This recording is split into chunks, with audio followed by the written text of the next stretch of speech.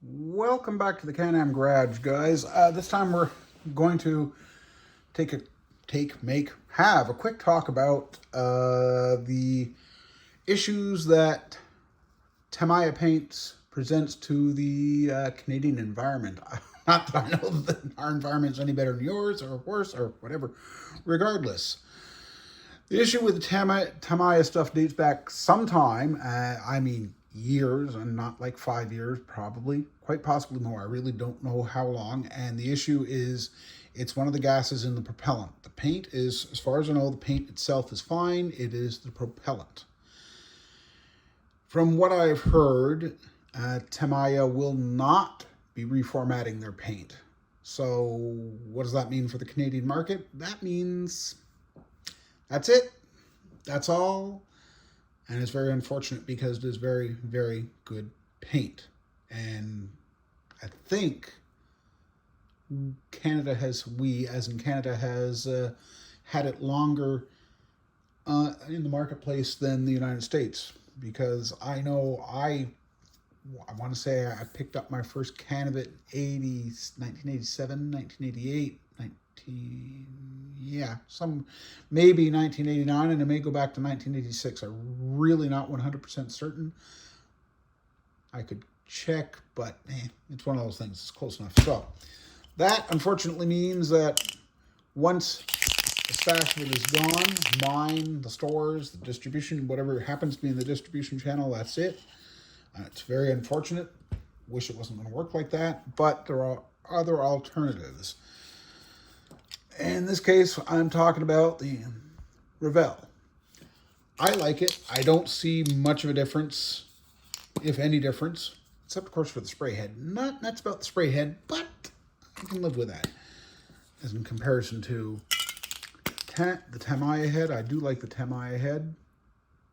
Anyway, as I was saying though, there's really, from my point of view, there's little to no difference with the actual paint. And it decants nice, it airbrushes nice. It's just a little bit harder to find, in my opinion. We'll go with that.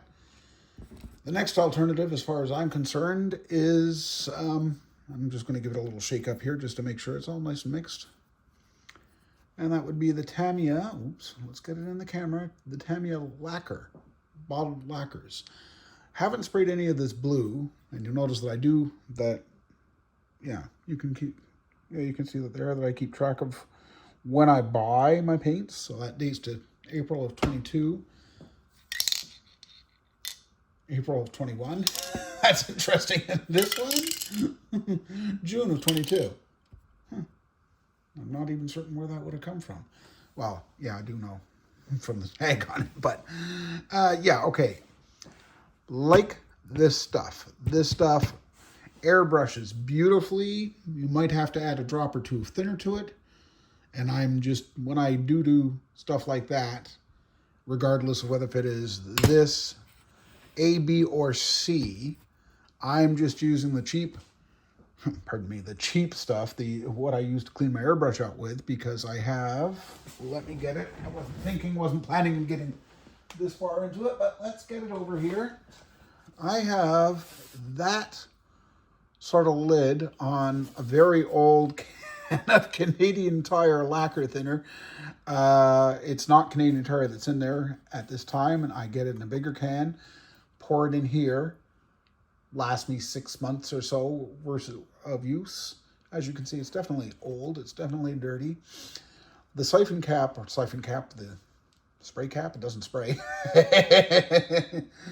And it came from Micromark a long time ago. One of the first, probably from my first purchase from them ever.